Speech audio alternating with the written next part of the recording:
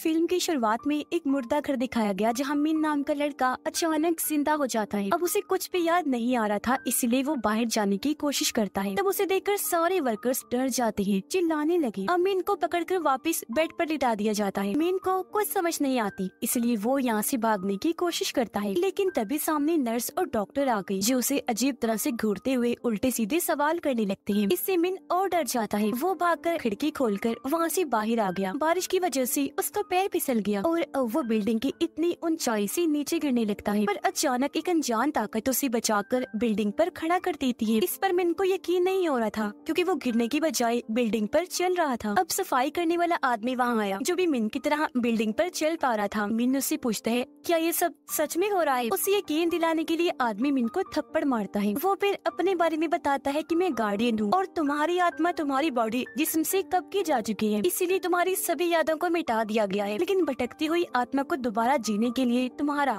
यानी मिन का जिस्म दे दिया गया। मतलब जिस्म मिन का है और आत्मा किसी और की है। मिन के जिस्म में कोई और ही जिंदा है। ये सब सुनकर मिन उससे कई सारे सवाल करता है, लेकिन वो किसी भी बात का जवाब नहीं देता और मिन को एक खिड़की के किनारे पर लटका देता है। फिर कहने लगा कि अब तुम बिल्डिंग पर नहीं चल सकती, अगर हिलने की कोशिश करोगे तो गिर जाओगे। इसलिए वो खिड़की के जरिए अंदर आकर अपने बिस्तर पर लेट जाता है। अब एक नर्स आकर जोर से मिन को सुई लगाती है, जिससे उसे इतना दर्द हुआ कि वो जोर से अपना हाथ मारता है। हाथ वहाँ पड़े पानी पर लगा और पानी हवा में जाकर जम जाता है, जो देखकर मिन को काफी हैरत हुई। अब पता चला कि ये नर्स असल में गार्डियन है, क्योंकि वो अपनी मर्जी के मुताबिक कोई भी रूप ले सकता है। यहाँ गार्डियन मिन के अंदर की आत्मा को बताता है कि तुम्हें ये जिस्म हमेशा के लिए नहीं दिया गया। फिर एक सैंड क्लास देते हुए कहते हैं कि अगर तुमने 100 दिनों के अंदर अंदर ये पता ना लगवाया कि मिन ने अपनी जान क्यों ली, तो फिर तुम्हारी आत्मा को इस जिस्म से निकाल दिया जाएगा और तुम हमेशा के लिए मर जाओगे। फिर जाते जाते गार्डियन कहता है, और हाँ, ये बात किसी को न बताना कि तुम मिन नहीं हो।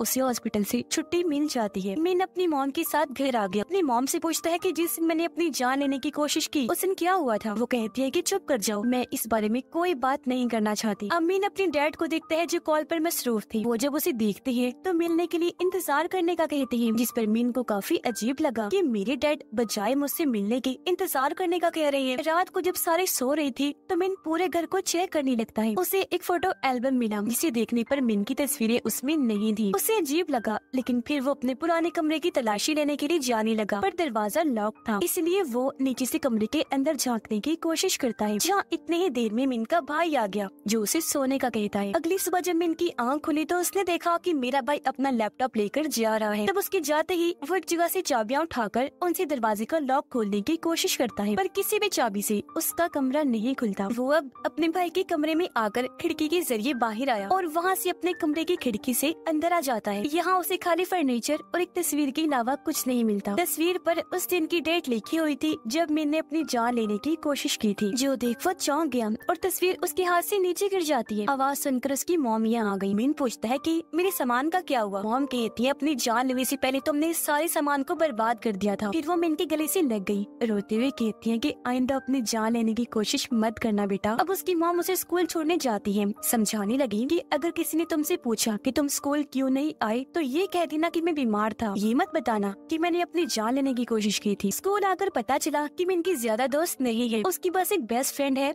जिसका नाम ली होता है। अंदर ही अंदर वो मिन को पसंद करती है। ये दोनों जब वहाँ गए तो लीडर मिन को बताता है कि अगले कंपटीशन में जाने के लिए तुम्हें एक ड्राइंग बनानी पड़ेगी। इसीलिए वो अपने काम पर लग गया। अपनी क्लास में वापस आने के बाद टेबल पर उसे एक नोट मिलता है, जो उसकी ट्यूशन फेलो का था, जिसने लिखा था कि मैं तुमसे लाइब्रेरी में मिलना चाहती हूँ। ये जब वहाँ गया तो उस लड़की से मिलता है जिसका नाम पाई होता है। अब पहले वाला मिन इसे पसंद करता था, इस मिन को भी ये पसंद आ जाती है। उससे मिलकर बहुत खुश था। अब मिन अपनी मॉम का कार्ड इस्तेमाल करके अच्छे अच्छे कपड़े खरीदता है, साथ ही बालों का स्टाइल भी काफी अच्छा बनवा लेता है, ताकि जिसे मैं पसंद करता हूँ यानी पाई, वो भी मुझे पसंद करे। और इस तरह दोनों एक साथ वक्त गुजारने लगते। अब मिन के डैड स्कूल आए, उसे कहते हैं कि आज स्कूल के थेरेपिस्ट के साथ तुम्हारी मीटिंग है, जो कहकर वो चली गई। जिसके बाद मिन अपने थेरेपिस्ट के पास जाता है, जो मिन के बारे में उसे अजीब तरह के सवाल करने लगता है। तो वो यहाँ से जाने का सोचता है, लेकिन अचानक दवाई की सारी गोलियां हवा में उड़ने लगती हैं। इससे वो समझ गया कि ये थेरेपिस्ट नहीं बल्कि गार्डियन है। ये बात सच भी थी। गार्डियन उसे कहता है कि मैं तुम्हें ये याद दिलवाने आया हूँ कि तुम्हें जल्द से जल्द वजह पता लगवानी होगी कि आखिर क्यों मिन ने अपनी जान लेने की कोशिश की थी। और हाँ,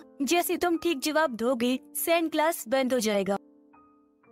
अब कुछ दिन के बाद मिन के स्कूल में एक फेस्टिवल था, इसलिए वो पाई को हर जगह ढूंढने लगता है। वो जब मिली तो मिन ने देखा कि पाई तो रो रही है। पूछने पर वो जवाब देती है कि मैंने अपना प्रैक्टिस टेस्ट नहीं दिया और अब मुझे फेल होने का डर है। तब मिन उसका मूड ठीक करने के लिए कहता है कि तुम कमाल हो, इसीलिए परेशान होने की जरूरत नहीं है। अब वो पाई से पूछता है क्या हम कपल हैं, यानी हमारी जोड़ी बन सकती है। इस पर पाई कहती है कि आज तक तो मुझे बाहर घुमाने नहीं लेकर गई। जो सुनकर मिन उसे कहता है चलो आओ फेस्टिवल में चलते हैं। दोनों फेस्टिवल में आकर काफी इंजॉय करती है। पाई मिन को कहती है कि तुम पहले से काफी बदल गई हो, अब तुम खुश रहने लगी हो, पहले की तरह उदास नहीं रहती। जो कहकर उसने मिन का हाथ पकड़ लिया। अगले दिन मिन अपनी मॉम को कॉल पर बात करते हुए देखता है, जहाँ उससे पता चला कि डैड ने मेडिसिन ग्रुप की प्रोडक्ट्स खरीदने के लिए अपनी शादी की अंगूठी बेच दी है, जिस वजह से उसकी मॉम काफी उदास और दुखी है। तब अपनी मॉम का मूड ठीक करने के लिए वो उनके साथ सब्जी पकाने में मदद करता है, साथ ही वो सब्जी खाता भी है। जो देखकर उसकी मॉम काफी हैरान रह गई, क्योंकि ये सब्जी पहले उसे बिल्कुल पसंद नहीं थी। उसका ये नया रूप देखकर उसकी मॉम काफी खुश हो जाती है। अब मिन पाई की ड्राइंग्स बनाने में लग जाता है, जिस दौरान उसे कुछ तस्वीरें मिली। एक तस्वीर में मिन एक लॉकर के पास बैठा हुआ था, इसलिए वो अब जाकर उस लॉकर को खोलता है, चेक करने लगता है, पर वो खाली था।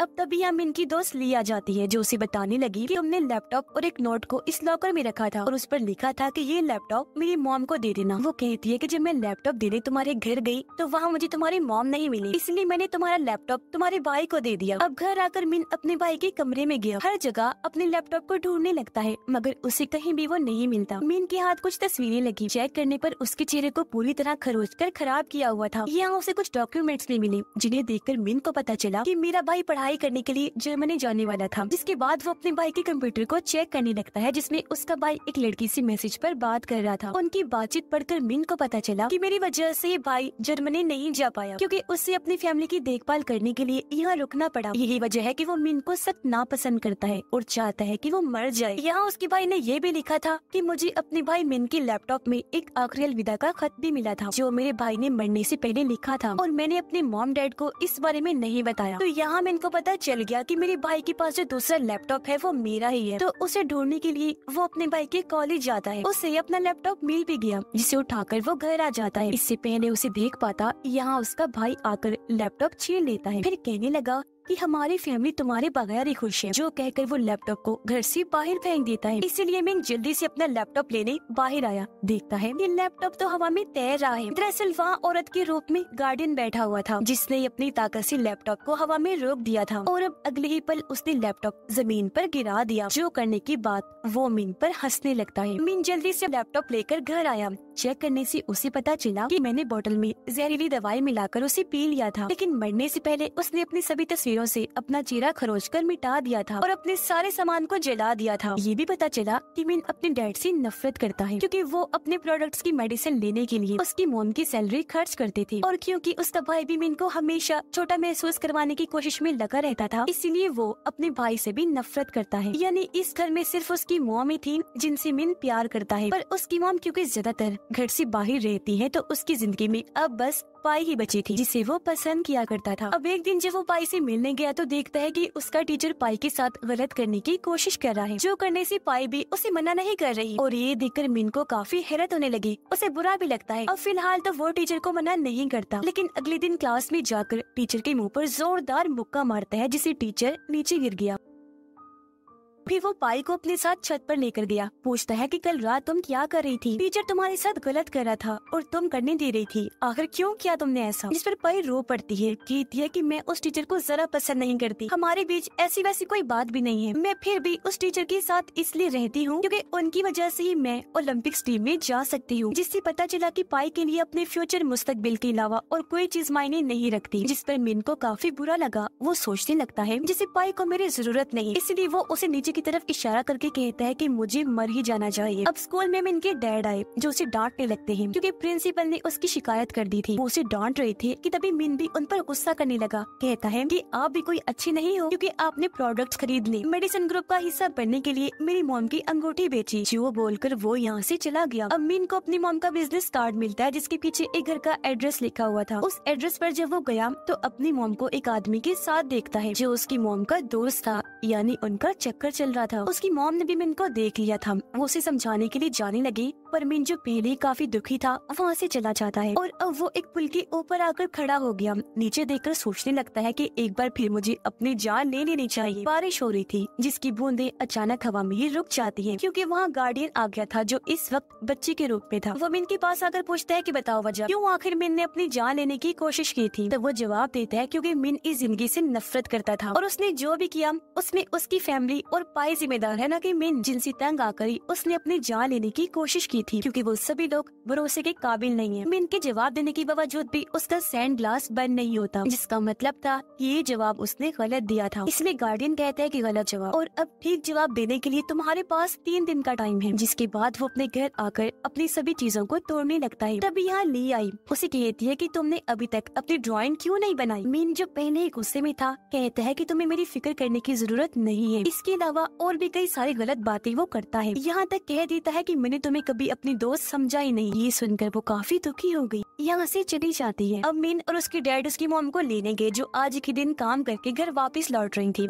मिन बाथरूम जाने का कहकर अपने मॉम डैड को अकेला छोड़ देता है और अब वो बाथरूम जाने की बजाय छुपकर मॉम डैड की बातें सुनने लगता है। उसने देखा कि डैड ने जो शादी वाली अंगूठी बेच दी थी वो उसके डैड मॉम को वापस कर रहे हैं, और अब यहाँ उसकी मॉम डैड को बता देती है कि मेरा ताल्लुक एक दूसरे आदमी के साथ भी है, जिस पर उसकी डैड बिना कोई बात किए वहाँ से चले जाते हैं। इसलिए अब मिन और उसकी मॉम अकेले थे। गाड़ी में आकर वो मिन से माफी मांगती है, फिर रोते हुए बताने लगी कि मैं अपनी फैमिली के साथ रहना चाहती हूँ, इसीलिए उस आदमी के साथ मैंने ताल्लुक तोड़ लिया है। पर यहाँ मिन अपनी माँ को माफ करने से मना कर देता है और बता ही देता है कि मैं तुम्हारा बेटा नहीं हूँ, उसकी जिसमें कोई और हूँ। तुम्हारा असली बेटा मर चुका है क्योंकि तुम एक बुरी माँ हो। उसकी मॉम क्योंकि रो रही थी तो उनका गाड़ी पर से ध्यान हट गया, इसीलिए काफी बुरा एक्सीडेंट हो जाता है जिससे दोनों बेहोश हो गए। अब जब इनको होश आई तो वो खुद को हॉस्पिटल में पाता है। वो जल्दी से अपनी मॉम को देखने गया जो अभी भी बेहोश थी। यहाँ उसका भाई भी था जो मिन को बताता है कि मॉम की हालत काफी सीरियस है। अब तो मुझे ये बताओ कि तुमने अपनी जान लेने की कोशिश क्यों की, मुझे कुछ क्यों नहीं बताया। अगर तुमने मुझे बताया होता तो मैं तुम्हारी मदद करता। और हाँ, अब ये सोचना बंद कर दो कि तुमसे कोई प्यार नहीं करता। पागल, सभी तुमसे प्यार करते हैं। अब क्योंकि मिन की हालत ठीक थी तो उसे घर भेज दिया गया। यहाँ मिन को एहसास हुआ कि मैं खुद गर्ल्स लोगों की तरह सोच रहा और कर रहा हूँ, जिसके बाद वो अपनी ड्राइंग को पूरा करता है। और अब अगले दिन ओलंपिक्स टीम का ऐलान किया जाता है जिसमें पाई को भी चुन लिया गया था। इस खुशी में पाई को एक स्पीच देने का कहा जाता है, लेकिन जब वो मिन को वहाँ देखती है तो शर्मिंदा होने की वजह से कुछ बोल नहीं पाती, यहाँ से चली जाती है। मिन उससे माफी मांगता गले से लगा लेता है, फिर बताने लगा कि उस दिन मैं बहुत ज्यादा गुस्से में था तो बिना सोचे समझे मैंने तुमसे कुछ भी बोल दिया। और हाँ, तुम्हें खुद पर भी गुस्सा नहीं होना चाहिए क्योंकि ये सब टीचर की गलती थी। उसकी बातें सुनकर पाई को हौसला मिला तो वो अपने टीचर की सच्चाई बताने के लिए प्रिंसिपल के ऑफिस जाती है।